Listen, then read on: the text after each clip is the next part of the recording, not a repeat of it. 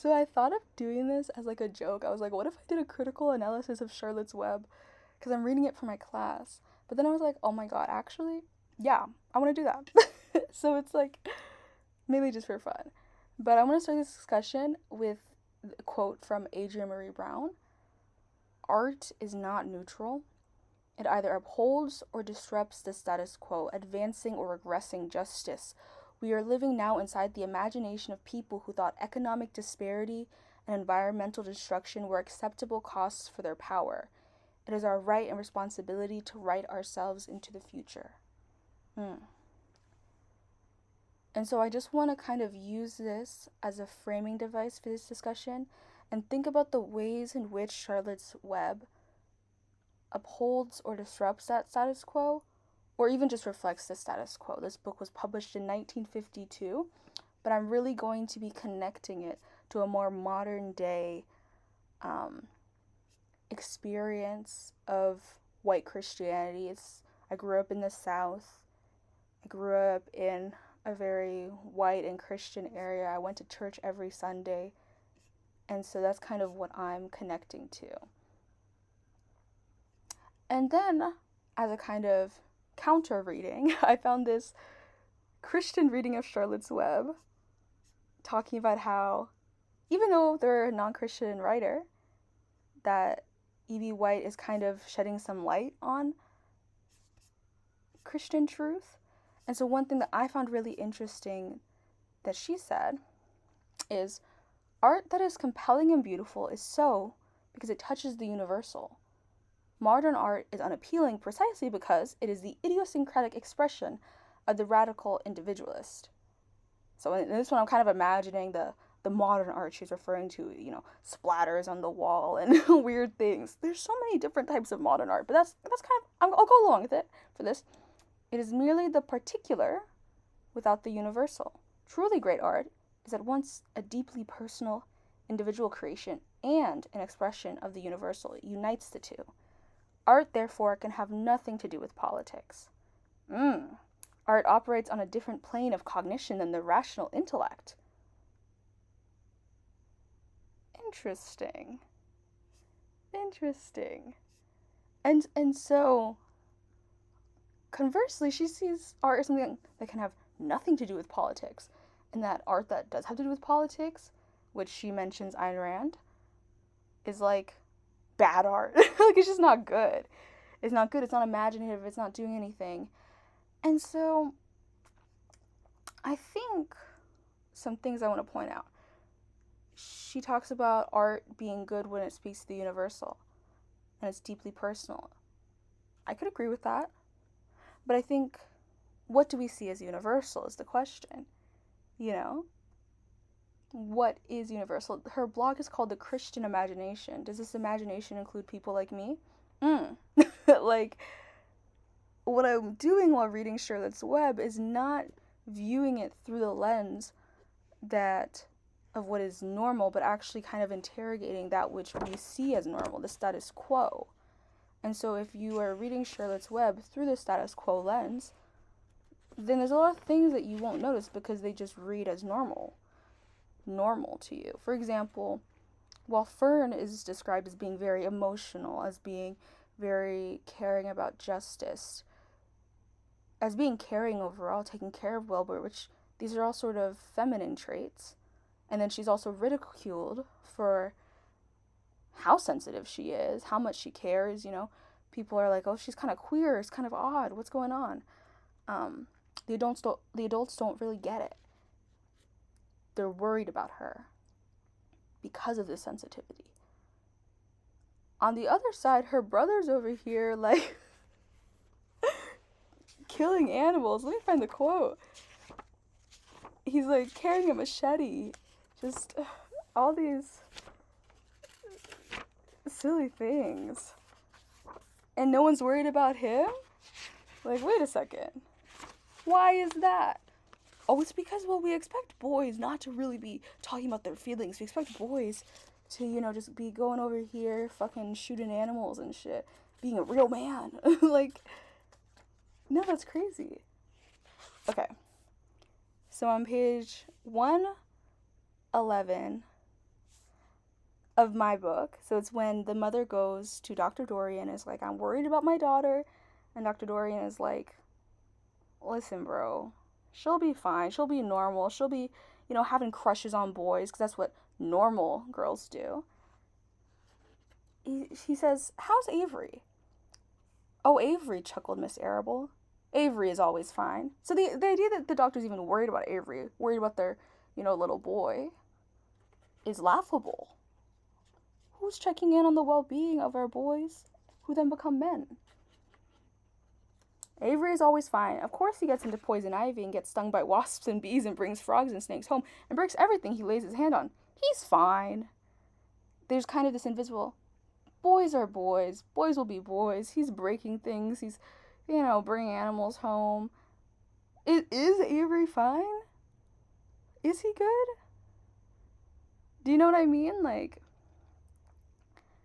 which maybe he is fine. I'm not saying he isn't fine, but I think that there's this kind of, pathologizing of Fern's sensitivity and care for the natural world and just desire to be around animals, which a lot of children love to be around animals. A lot of autistic people love to be around animals and in the natural world, which, yes, I'm bringing autism into this because I think that a lot of what Fern is speaking to, Fern's strong sense of injustice, Fern saying in literally the beginning, when they're saying how they're going to kill the small pig, and then Fern says, but it's unfair. The pig couldn't help being born small, could it?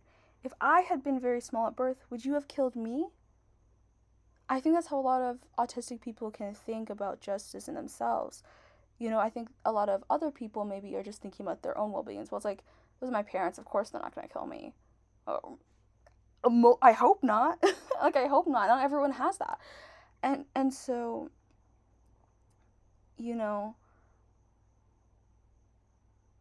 she cannot help but see her own life as valuable as this pig's life. And I think for a lot of autistic people, we do not understand the difference between the value of our life and the value of other people's life. We do not understand violence that is done upon other people as different than violence done upon us. Like, how can we accept this? How can we accept this, the violence present in the world? And some people might say, well, just fucking grow up. Violence is part of the world, da-da-da. Whatever. I don't fucking care. I don't care. Maybe I do care. And that's the thing, is it's hard living in this world, is my point. Because what I really want to point to in all of this is the way in which I see white Christian norms reflected back in this book in the way that not only harms white Christian children, but it harms all of us. And I think the word norm and what is seen as normal and the violence in that, the violence embedded in our language, is really important to get at. And so, white Christianity. I think some key things is first the idea of control. And so, at first when Charlotte says, please don't kill it, Mr. Arable says, Fern, you will have to learn to control yourself. So, to me, that there's this separation of values. So the values that Christianity, if you read the Bible and, go to different pedagogical teachers, whatever, actually teaches. And then that there is the way in which certain groups of white Christian people embody and live those values. And so when I'm saying white Christian values, I'm not speaking to the religion. People can practice the religion however they want to. I'm speaking to the societal values, the way in which people move, We think about what Jesus says, and he says, let the children come to me. Let the children come to me. He's seen as being very gentle and caring and listening to children. He's seen as listening to those who are the most marginalized. He's seen as sitting at the table with them, eating with them, being with them. He is not interested in class and status. We see the parable of the woman with, I think, 2 coins, and she gives all of her money away. She barely has anything. She gives it all away. They said that it is harder for a rich man to enter heaven than for a camel to pass through the eye of a needle. Do you hear what I am saying? Do you hear what I'm saying? Do you hear how radical this is? And so, when I talk about control, I think that a lot of times what we see in modern day Christianity, especially looking at the role of Christianity in the rights politics and the way in which conservatism is embedded in the culture, is this idea that children are supposed to learn how to control themselves. We are not raising and supporting independent children who are their own humans with their own likes and dislikes and feelings, and we're not affirming that. No, they need to learn how to control themselves and operate within the norms of our society. They need to learn to be quiet when they're supposed to be quiet. They need to learn how to, only speak when they're spoken to. I always heard growing up, children should be seen, not heard. Not always, but I think from the older generation. And so, control and self-control, which, again, some self-control is good, but I think in the realm of Christianity, in this cultural way, control is a big factor. A lot of times when you question Christianity, when you ask questions, when you are genuinely curious, people can get very angry. Because you're supposed to just go with what you're being taught. You're supposed to uphold the status quo. And so Fern is actively questioning the status quo. She says, control myself. This is a matter of life and death, and you talk about controlling myself? Tears are running down her face. And instead of comforting her, instead of listening to her feelings, instead of validating her emotions, the father says, Fern, I know more about raising a litter of pigs than you do. He uses a affirmation of his status, of his power, of his knowledge, instead of seeing the world through her eyes. He says, a weakling makes trouble. Now run along. He could have taken this as a moment to really teach her about this and explain, Fern, I love you, but in order to put food on the table, in order to take care of you and your brother, we have to take care of this farm. And so part of that is making really hard decisions, like having to kill the smaller pigs that aren't as profitable because we don't have money for that. And maybe she still would have been upset, and that's totally fine. But as an adult, it is your responsibility to, as a parent, to regulate your own emotions and connect emotionally and healthily with a child. And to really validate that their emotions matter, their sensitivity matters. I think that this world and so much of parenting can be so hostile and harming to really sensitive children, especially autistic children, because our emotions are not validated, our emotions are not understood, and we are not taken seriously.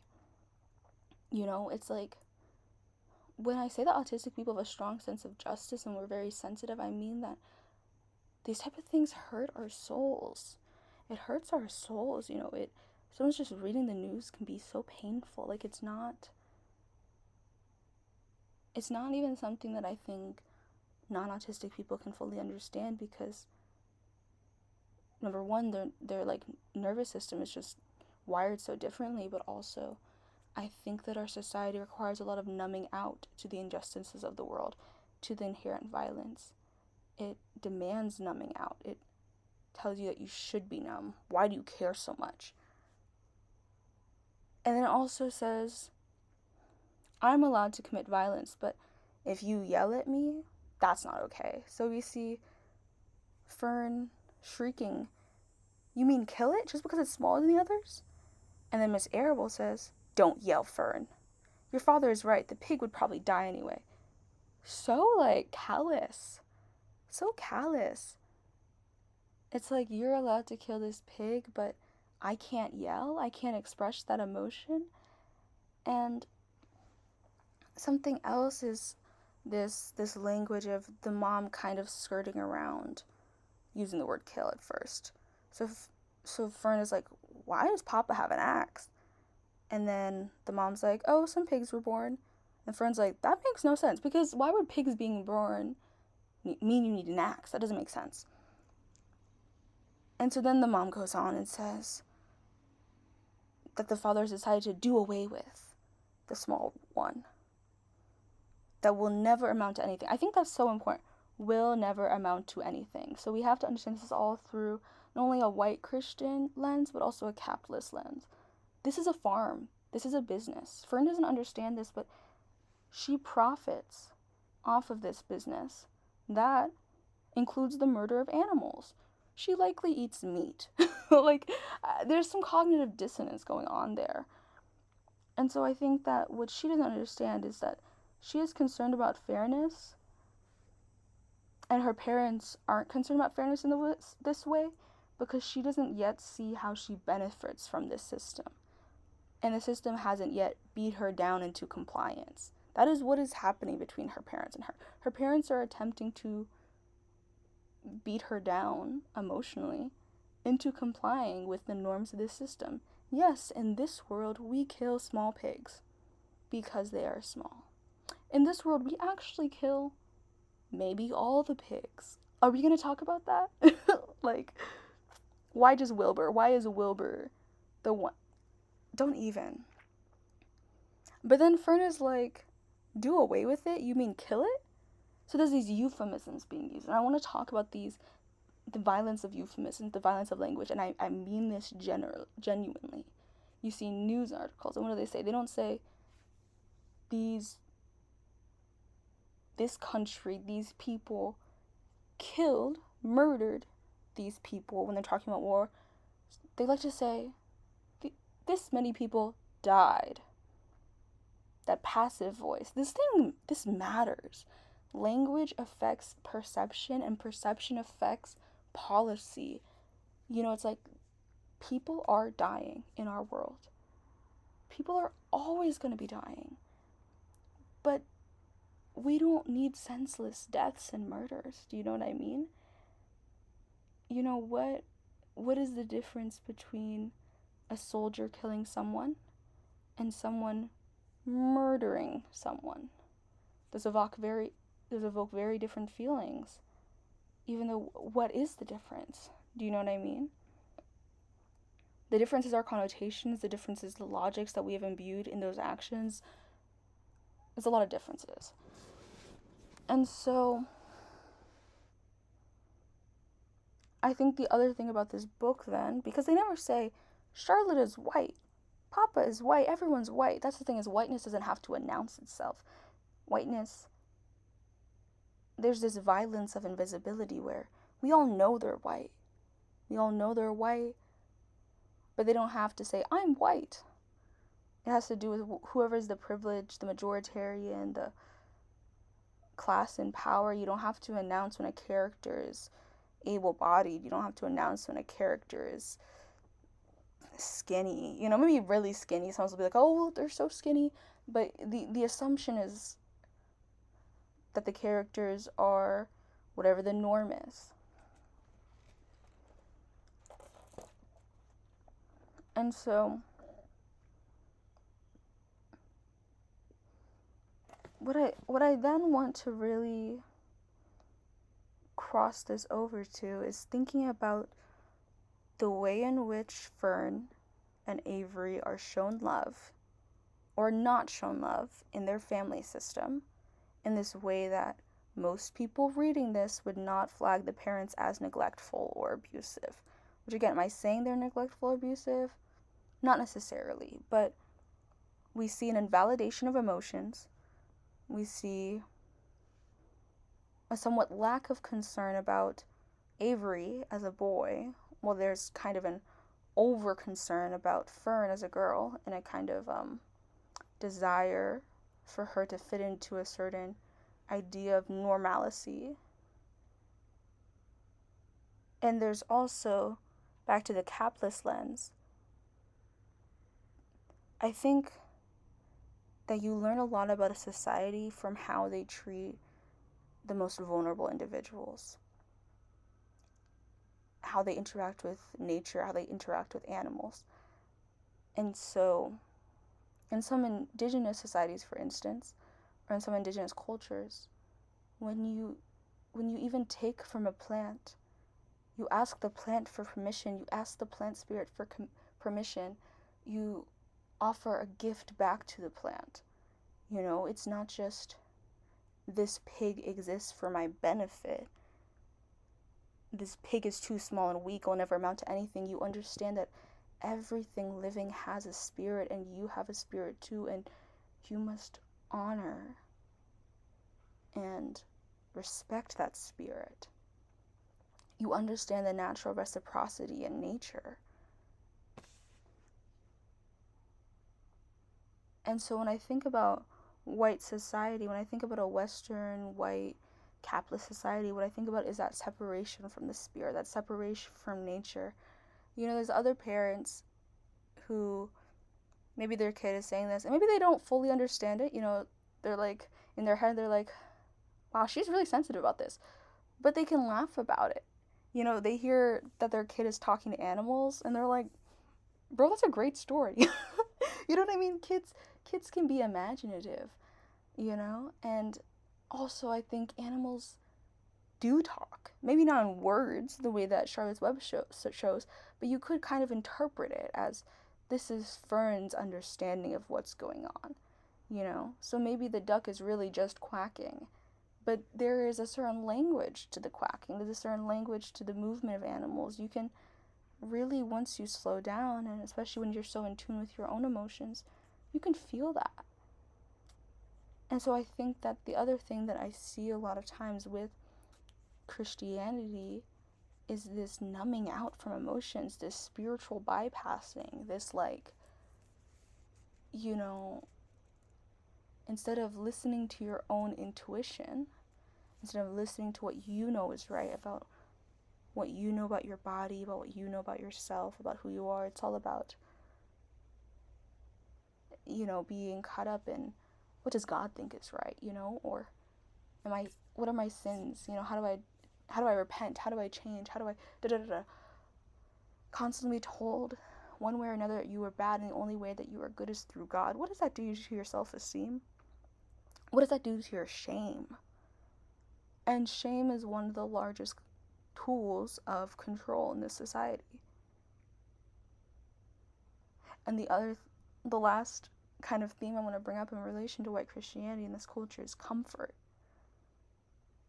Because once you disconnect from the spirit, once you disconnect from the soul, once you disconnect from the emotions and you demand that your children do the same, once you disconnect from everything that makes life worth living, you know, I do think this book has such a beautiful connection to nature. And I think nature is one of the greatest connections to the soul, to the spirit, to spirituality, to, you know, if we're going to use the word God, to God.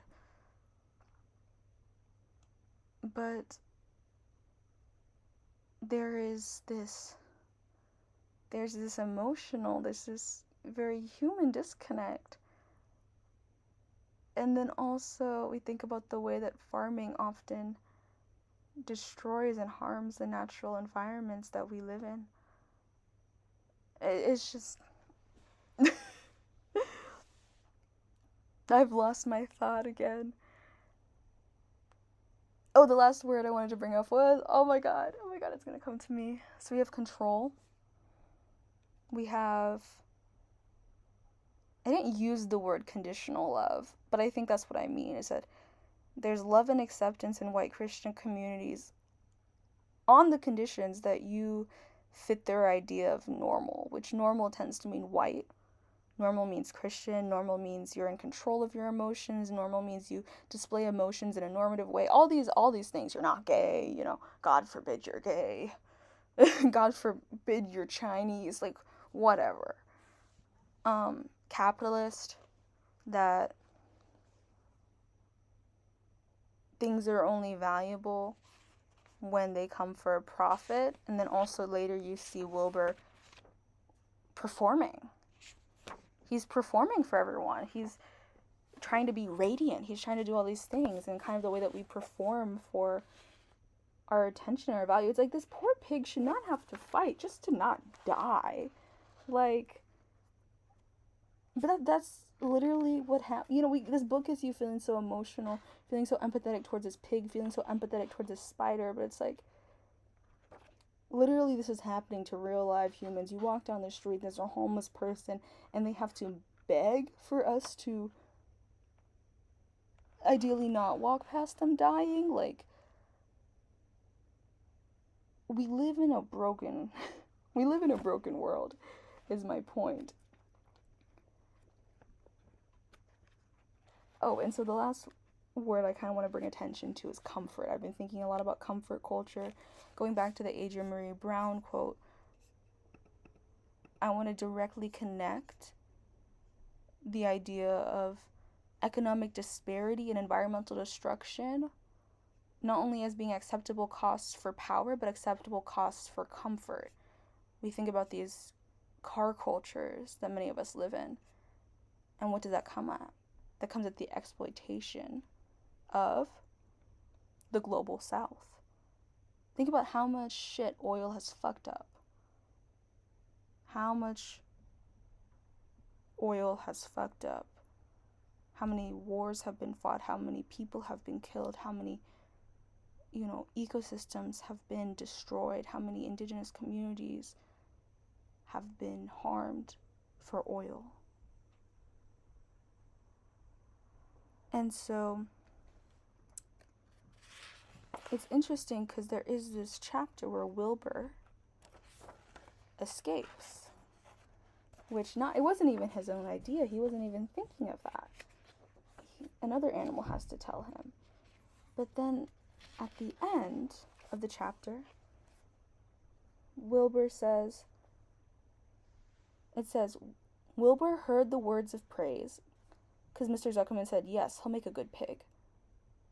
Words of praise. Mr. Zuckerman is talking about fattening Wilbur up and killing him and eating him. And Wilbur feels that as praise. I want you to think about that in our society. Like, how many times there are people who desire for our detriment, but how we in our society are so oftentimes, we are literally dependent on their praise. Think about this is a little bit less extreme, but the academic system, how much it harms students. We think about mental health. I think about, connecting with my other videos. The rates of suicide in a lot of these really intense academic institutions, these young children are killing themselves because of this. But they get us hooked on praise. You did such a good job. You did such a good job. You're such a great student. And so our value and our worth is tied up in this praise, but then what do we get out of that? Are we just being fattened up to not be killed necessarily, but to live and serve this capitalist system? To have a job we don't want, to have relationships that are empty, to be around people we don't really like, to not even be ourselves, to constantly have to wear this mask. What is the point? But you wear this mask that hurts you.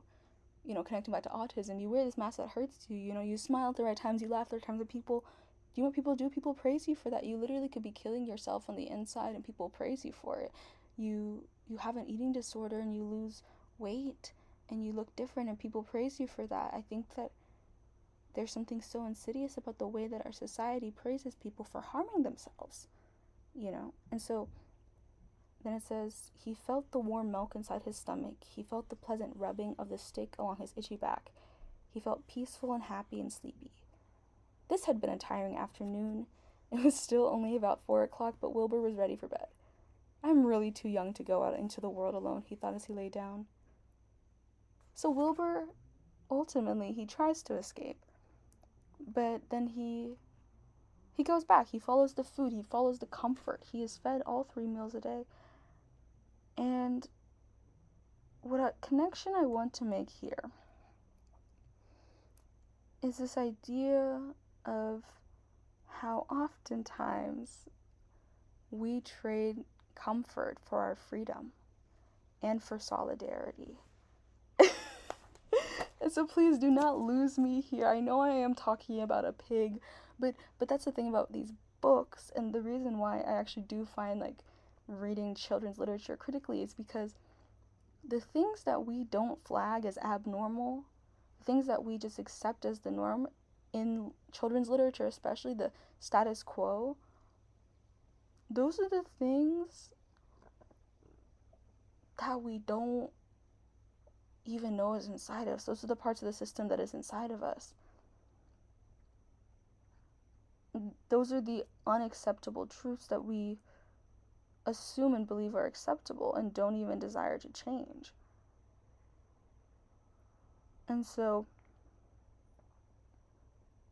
that is why this Christian author is saying, oh, I don't like art that is political. All art is political. All art is communicating messages about identity, about what is tolerable, about what is okay, about what is right to people. What she is saying is that she does not like art that she sees as political. She does not like art that she detects as political.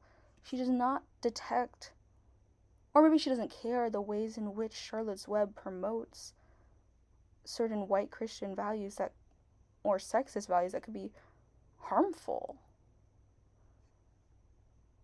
She doesn't care about that. She doesn't care about the ways in which,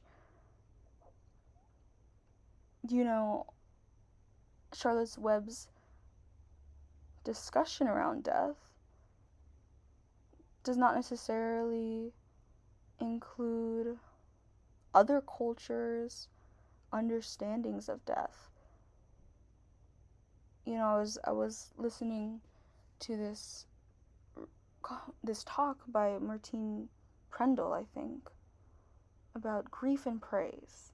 And I'm going to have a whole talk about this because I just can't stop thinking about this. But essentially how we are meant to grieve together. We are meant to grieve in community. I think that, in a sense, white Christian communities, especially upper middle class, are so scared of death. We're so scared of death. Cancer is the worst thing. Dying is so scary. And I've been trying to figure out why I'm still not there, but I think, in a sense, it's number one, because many of those living in these communities, they never truly live. They never truly, you know, when you live life rich with joy and authenticity and presence, you understand how valuable it is, and there's a sort of grief to that, but there's also such a deep joy. If you are just living to live and be comfortable, death is the end of your comfort. You know, getting older is very uncomfortable in a sense. And you're also then unable to produce. You're that weak runt that needs to be killed because you're not contributing anything monetarily to society once you get past the working age and ability. And then I think something else is so crazy to me. It's because they're so, like, I think a lot of people are so scared to talk about death and talk about grief in those communities because we don't have an acknowledgement and an understanding of our relationality to the natural world. You know, that life and death is a circle, that we come into this world and we all have a time where we will leave this world, but that we live in relation to, not above, the natural world. And it's so crazy since Christianity also teaches you so many whack and crazy things about death. Like, why am I a child hearing about how this man literally got murdered on a cross and died for me, and how I'm gonna die one day, and if I don't want to go to hell, I need to pray this. Like, there's this crazy thing going on, which maybe that's part of it, the whole eternal life and the whole evangelical Christianity focus on converting people. And so then when someone does die, we don't properly grieve. You know, we don't know how to grieve and be present in our emotions, be sensitive with our emotions, be present with one another, be, you know, honest. Like, damn, this person really sucked, but I miss them. Like, you know, again in that podcast, like he was wailing. He was talking about wailing too. They were talking about how this woman, her husband died and he was old, but she was beating, not beating him. She was like I don't know how to say this, like so upset and crying that she was like beating her hands around and just like really letting that emotion come through her. How so many white people hold so much grief in their bodies, grief in their existence. They have not grieved. And that grief then follows us. It goes down into our children, into our grandchildren. It goes into the ways in which we cannot confront the injustice of the world because we have not confronted the injustice of how we were first not loved properly.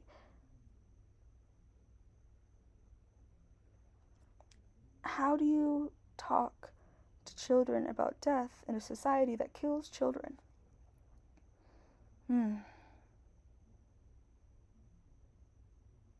How do we grieve together? How do we value the life and spirit of every living individual, every human, every person? And then what are the ways in which white Christianity actively relies on not doing that?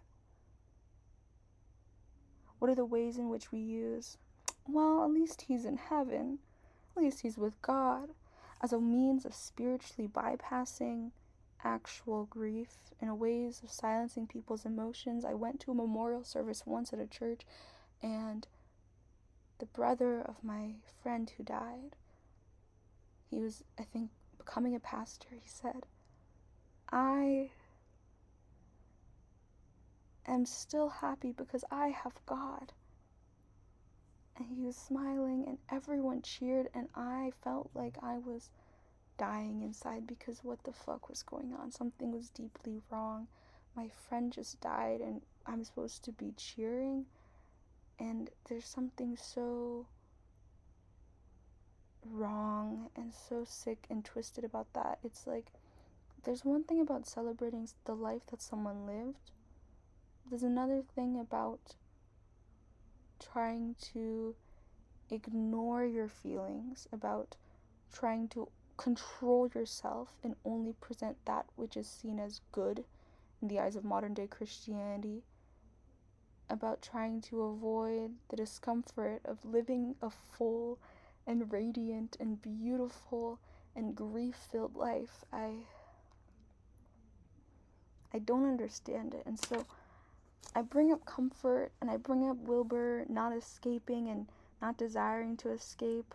Also then the ways in which we often get comfortable in this society. And again, I don't think comfort's all bad. I think oftentimes comfort gives us the energy to then do other things and be ourselves and learn about ourselves. Comfort can be very important, but I think that, you know, if we think about it, Wilbur never has a chance to hang out with other pigs and get to know other pigs and be in community with other pigs, which maybe I'm speaking from a Chinese adoptee lens right now.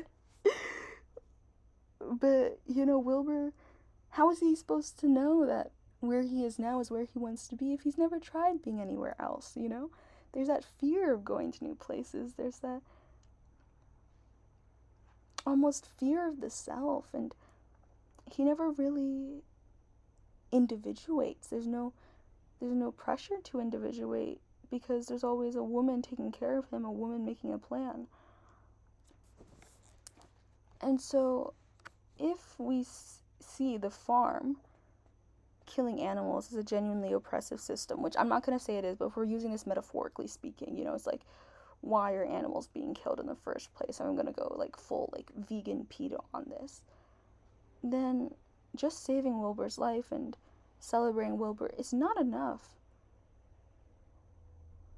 Celebrating Wilbur only when he is seen as being beneficial to the farm, as being, you know, capitalistically beneficial. There's something really wrong about that. And then I think also, going back to kind of connecting to the other video I made and thinking about whiteness and white liberals and white activism, is, again, Fern is often really celebrated for her sensitivity, for her sense of justice. Well, it's like, again, you benefit from this system that kills animals. These are your parents that you rely on and depend on and love, and who theoretically love you. I think that's why it's really hard for people to let go of their, the harmful systems inside of them and how that affects their perspective, because they're not ready to let go of the comfort that provides. They're not ready to question the ways in which their parents maybe didn't love them or weren't able to love them and support them emotionally as fully as they should have. So yes, thank you. That is my long ass reading of Charlotte's Web. I hope that you enjoy and take care. Bye.